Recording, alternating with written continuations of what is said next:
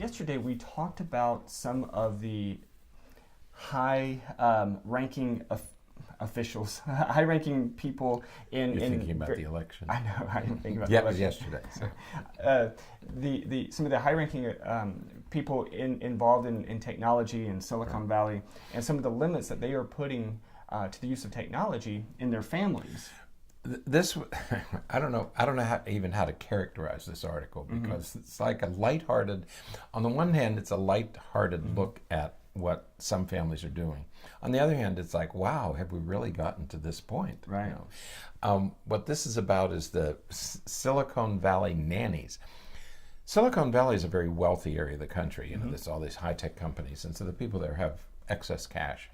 And because of that, they can hire nannies to take care of their children, especially in where both parents are working full-time in these high-pressure jobs. They hire nannies to look after their kids. And this article explains two aspects of the new expectation. That was a funny sound. That was a funny sound. Thank you, computer. Is it supposed to be there? That's fine. So we're still recording and Go ahead. Okay, high-tech.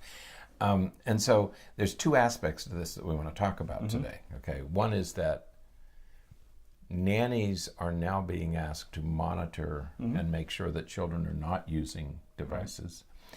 And the people who hire the nannies want to make sure that the nannies are not using their devices in the presence of the children, or when they should. Now, we understand this because you get hired. We all have this fear. You hire a babysitter, 13 or 14-year-old babysitter, and she brings her cell phone or her iPad. Is she babysitting, or is she surfing? Is she on her devices? Okay, so there's two issues that we want to talk about here. Yeah. So the way that this tends to be playing out is that many of these families are having their nannies sign contracts, and within the contracts. And signing a contract isn't unusual for nannies or for people who are going to be routinely involved with the family in that manner. But what is becoming more and more interesting is the inclusion of clauses that include social media. And so we have this situation where nannies are turning into technology police. They're the technology. They are the technology police. In the contract, you know, they have things like, will you do other things besides take care of the kids? Laundry, cooking, you know, turn on the crock pot, you know, clean out the whatever. So they do have these other things that would be in the contract. But with the rise of technology, and especially the effects of technology on children and the people who look after the children, these are now becoming items in the contracts that nannies are signing. And so people in California are very serious about this stuff. Yeah. You know, more so than here. Sure. And I don't mean that in a critical way. It's just that there's an intensity in California, especially Northern California, that doesn't exist in the South where we live. And so you can imagine the lengths to which people will go to A, make sure the nanny is being a responsible nanny, and B, to make sure that their children aren't doing anything that the parents don't approve of. So it's a two-part process here. Yeah. So the nannies are signing contracts that say that the kids will be restricted to certain amounts of technology, FaceTime, screen time each day, or that they will not be involved with screen time at all. That's right. Throughout the day. Your job is to make sure that my kids don't do technology. Among the other things you'll be doing. You know, you'll take them to parks and you'll do this with them and that with them, but they will not have any screen time or have, you know, X amount of screen time per day. Yeah, they're allowed to do, these are the things that are permissible, so that when I'm not in the house, you're monitoring for me. And you're going to make sure that my children are not doing these, and they specify what they are. And if we think about what this looks like more broadly, you know, we talked on Tuesday about the idea that many schools, especially schools, private schools and more affluent schools, they're actually pulling away from the use of too much technology. They're not. They don't have technology as integrated as one might have expected. We were talking yesterday about how parents themselves are restricting the use of technology in some of these homes.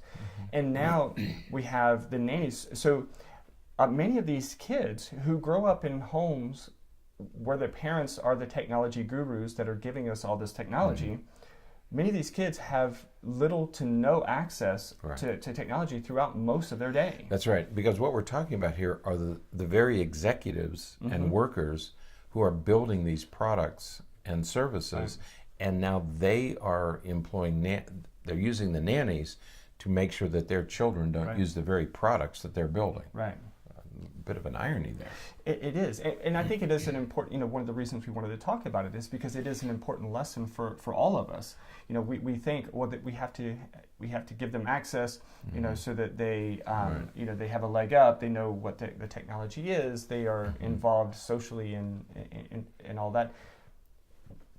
But it's not as universal, it's not as benign as most people think that it is. But if you're a parent or a partner, and if you're concerned about this stuff, I think these articles that we've been talking about this week are instructive, because this is certainly the center of this storm. As Silicon Valley is these are the people who are creating these products. So what we were impressed by is that if they're expressing this kind of concern of the very products they're developing, that they want to limit their children's use of them, there's probably a very strong message there that we should at least consider it.